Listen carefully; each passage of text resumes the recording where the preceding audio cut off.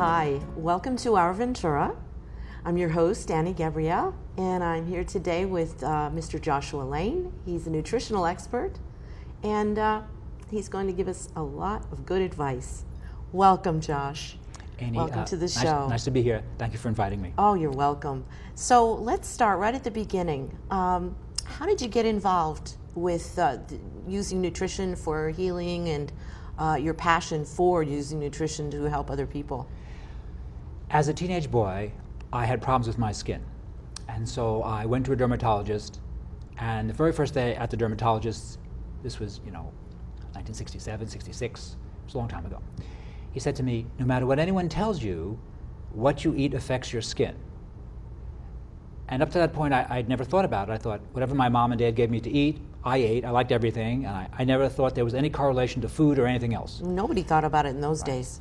And so he gave me this sheet and said, okay, don't eat this, don't eat this. And I thought, okay, great. So immediately I stopped eating the things he suggested, and that was my first orientation, or exposure really, to food as a healing tool. The idea that you want to have good skin, which I did. The dermatologist said, don't eat this. So I stopped eating that immediately. And that was helpful.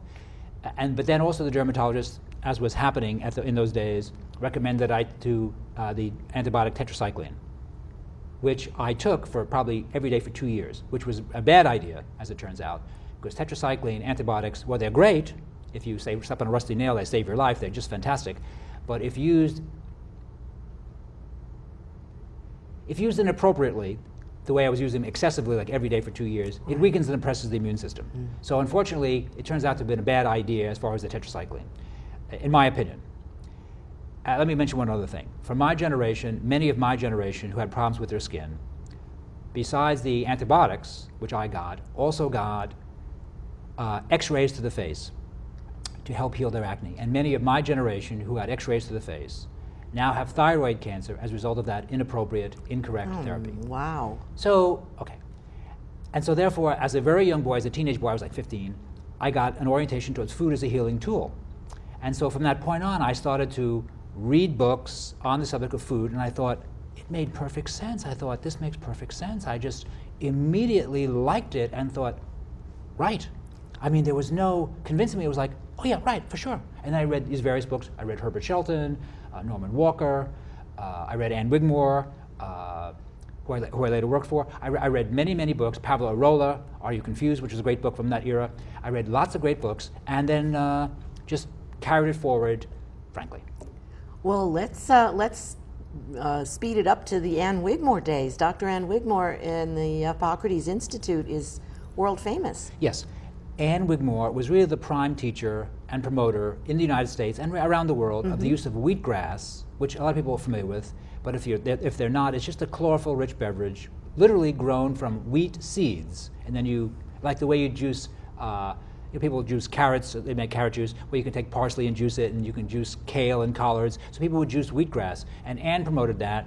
And after school, after I graduated, I have a bachelor's degree, I worked for Anne at her clinic Hippocrates in Boston for 2 years, and I was the assistant to Anne. I helped her with book publishing, and I saw what was going on and learned the protocol, learned the ideas. And in these days, there are very few centers doing a food approach to healing. Now, there are many, but at the time there were very few, and I just learned a great deal from seeing Dr. Ann's technique, and also reading books that suggest that I read, and chatting with patients, and learning what patients had done and what we're doing, and it was remarkable. Well, that movement was way ahead of its time, because now people are starting to look at things like that, gluten-free, the juicing. Right. But in those days, people weren't, so it was a minority. It was a minority movement at the time. It was reasonably marginal. As a very young man, I simply didn't think in those terms. I didn't realize it. But yes, now it really enjoys largely mainstream status. People recognize the value of fresh foods. They want to avoid preservatives. They want the idea of organic is important, and thank goodness it's picking up some steam. So yes, I would say these ideas are pretty much mainstream. In the 70s, they were not. Let me just mention one other important teacher I had, Viktoras Kulvinskas, who also was the associate with Anne Wigmore at Hippocrates in Boston.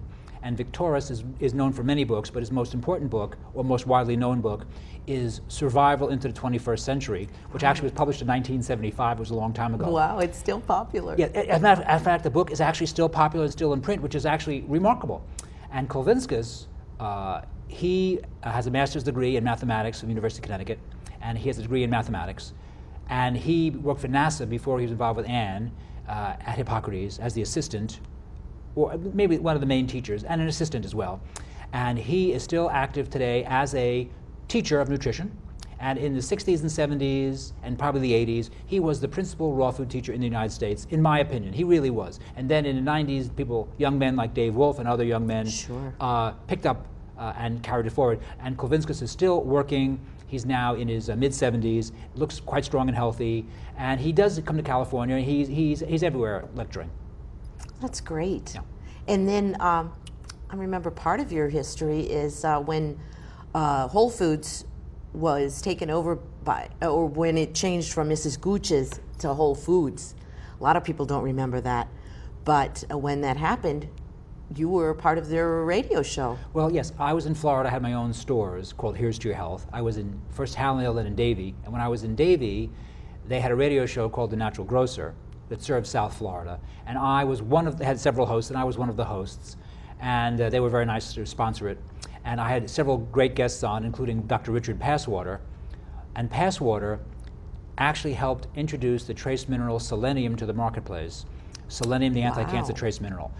And selenium and vitamin E are recognized as literally not only preventative for prostate cancer, but help to heal prostate cancer. E and selenium to help heal prostate cancer, and which is a strong thing to say. And Passwater, Dr. Richard Passwater, was involved with that, and I had the pleasure of interviewing him several times. And of course, I still read his books. He has many important books out, and he was on the New York Times bestseller list. I think he had at least 2 that made the New York Times bestseller list. So he was an important fellow, and remains active. And he also is actually, I don't know, he must be pushing 80 at this point. Well, when you decided to come to Ventura, did you realize that the people here were health-oriented? Well, actually, I visited Ventura in the 70s with a few friends briefly, and it was lovely. And I was here because I was working for a shop, and I lived in Ventura because it was close, and I like Ventura, and the climate's great. And there was a lot of interest in wellness in Ventura, as there is in California in general. Speaking broadly, many people in California are interested in wellness, and that's why, as a state, we don't put up with cigarette smoking, do we? I mean, no. In the workplace, nobody smokes. You go out to a restaurant, nobody smokes. You walk around in the streets, no one smokes. At the beaches, you're not allowed to smoke now.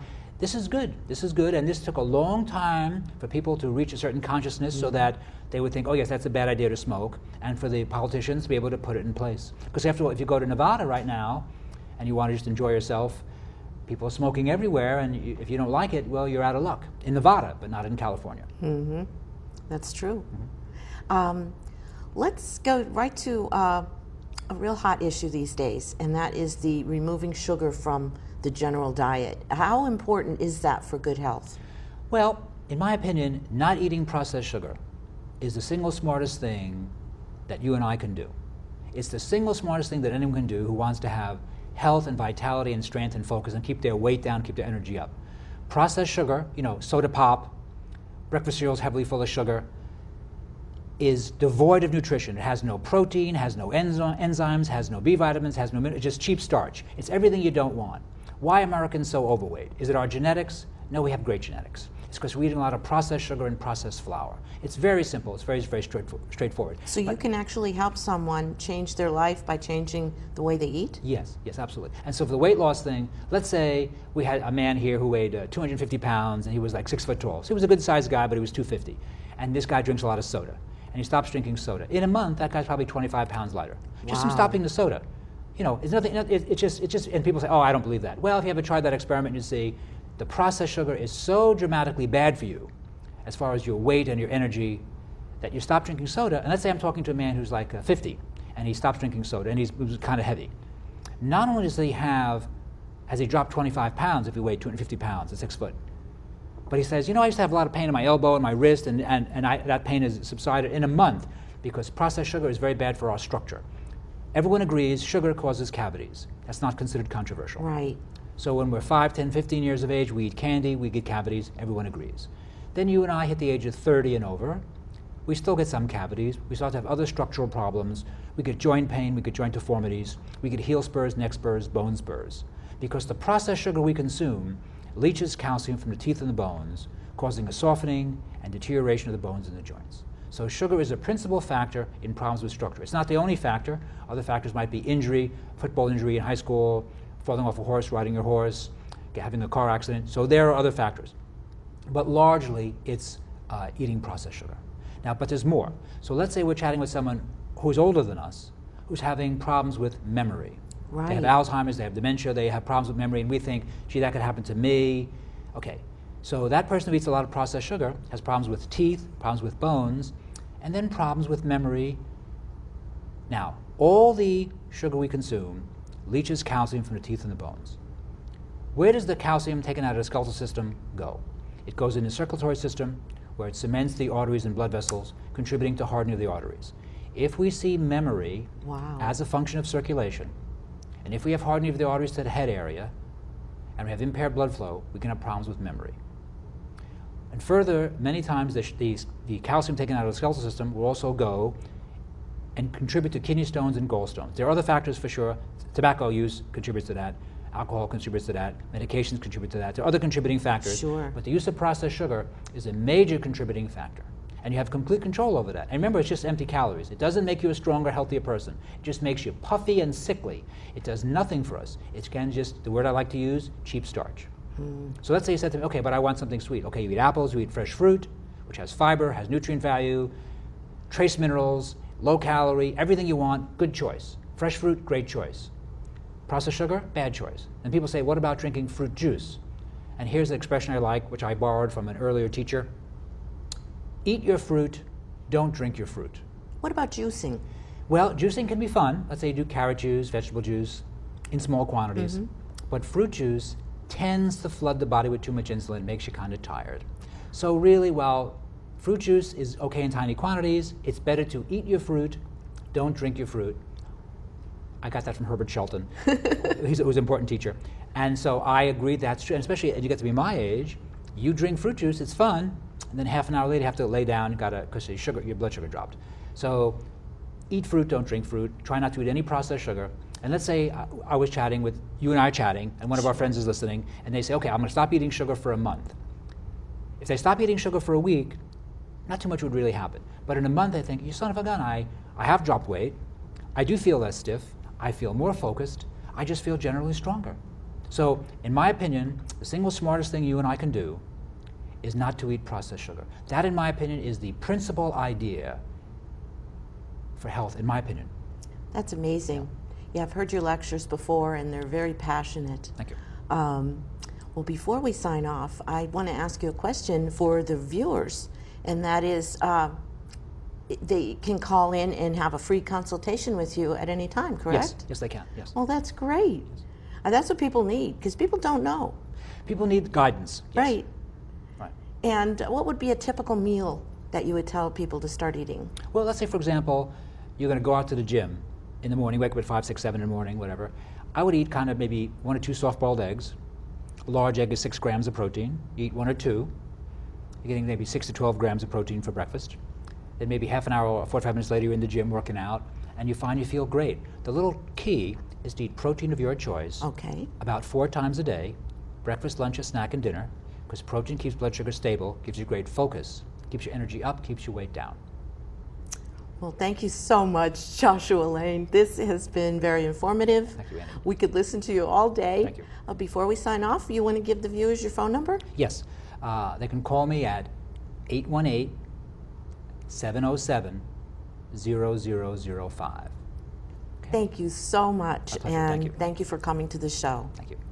This is Our Ventura. I'm your host, Annie Gabriel. Our guest, Joshua Lane.